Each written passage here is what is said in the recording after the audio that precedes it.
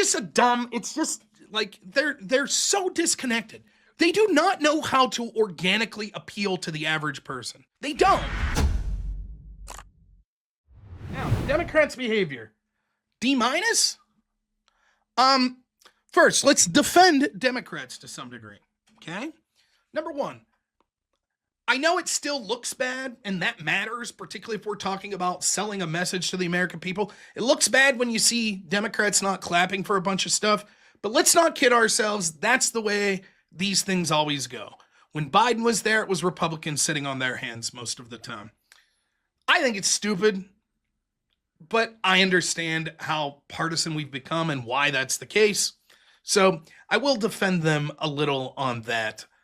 In addition, yes, it's true. Every Democrat that's out there screaming about Al Green getting kicked out by the Sergeant of Arms. It is true in the past. People like Laura Loomer and Marjorie Taylor Greene have acted up and they weren't kicked out by the Sergeant at Arms and blah, blah, blah.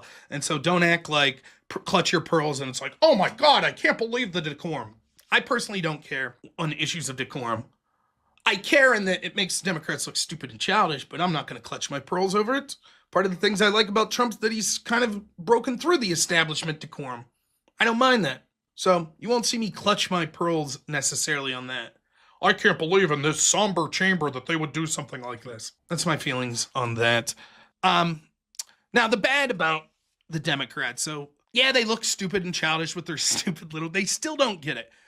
Not only is it the signs that they're holding, if you didn't see it, they're holding signs that say like false or lies or this isn't normal.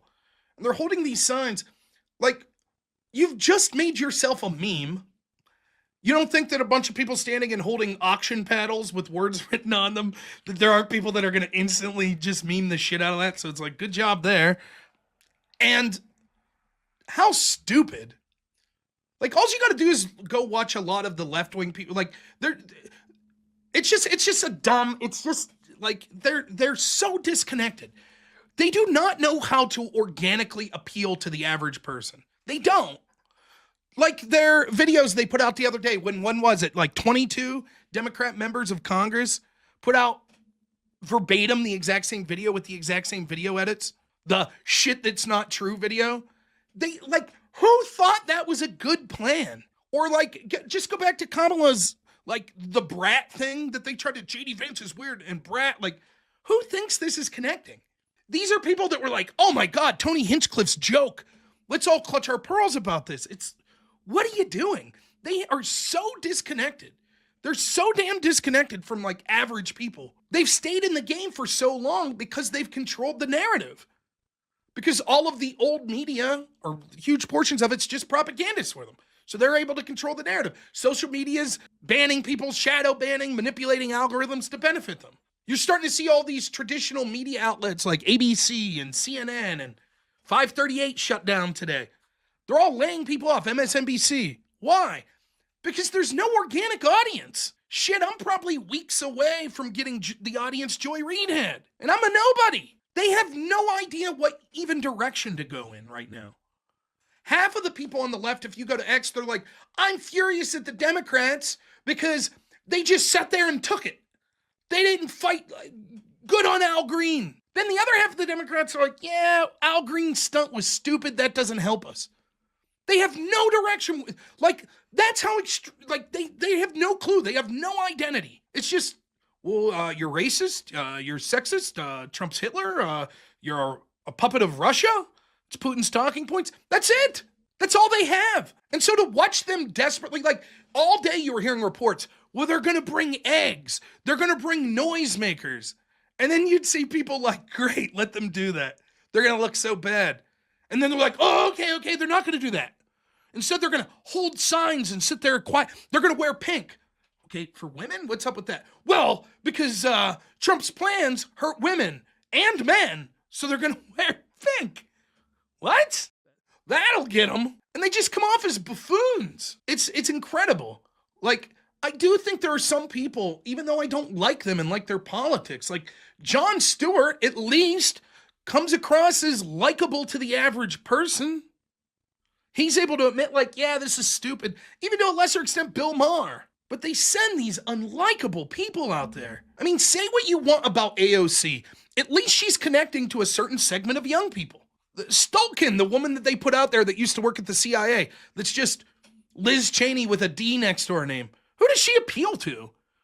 Just the traditional establishment donor class. Anybody real excited about that speech? Yeah, I watched like 3 minutes of it. It was late. But I haven't seen anything good said about it.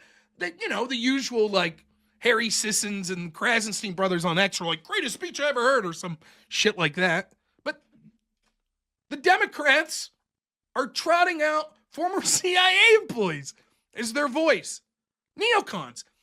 That woman is a 2004 Bushite.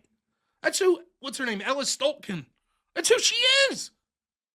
Her foreign policy would be indistinguishable from George W. Bush's, who the Democrats at one point said was the most evil man alive. Okay. But then here's the other thing I haven't heard anyone say. Yes, you've heard people say, oh, they didn't applaud for this kid with cancer. How terrible is that? And that's true. But again, I'll defend the Democrats in this. That's just how the game is.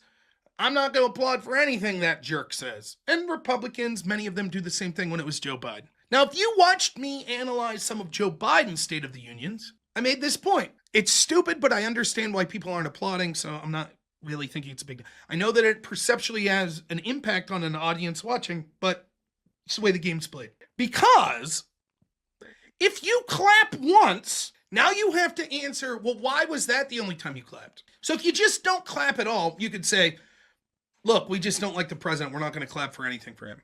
But if you clap for the kid with cancer, but then you don't clap for Trump saying, you know, and we've incarcerated 50 terrorists, we brought in 50 terrorists that were extradited to us from Mexico. Why didn't you clap? You don't think that's a good thing? Now, clearly you could make the argument, well, clapping for the kid for cancer, that stands apart. But you see the problem. If you're just not going to clap, then you don't clap, and that's the end of it. We're not clapping for anything he does. If you selectively clap at stuff, then you have to answer, why did you clap at the stuff you clapped at, and why didn't you? And other things. What was the one time that Democrats applauded in the speech last night? They did applaud once. You know when it was? Surely it was the kid with cancer. That great moment becoming a Secret Service agent. Nope. That's right. Jack Sheridan nails it. Trump's talking about how many people are dying in the Ukraine conflict. And we can't keep sending them money to lead to that for the next 5 years. And the Democrats applaud. They'll applaud the meat grinder in Ukraine. They're not sending their sons and daughters. They're not going. But yay, Ukrainian young men dying by scores. We'll applaud that. Keep it going for 5 more years. Yes, they'll applaud that. But they couldn't applaud the kid with cancer. They couldn't applaud the hostage that got freed. So I'm sorry, the excuse of, well, it's not that they didn't care about the kid with cancer. It's just they weren't applauding anything that Trump said. That's not true. They did applaud. And I haven't seen people mention this. That further highlights the depravity of the Democratic Party.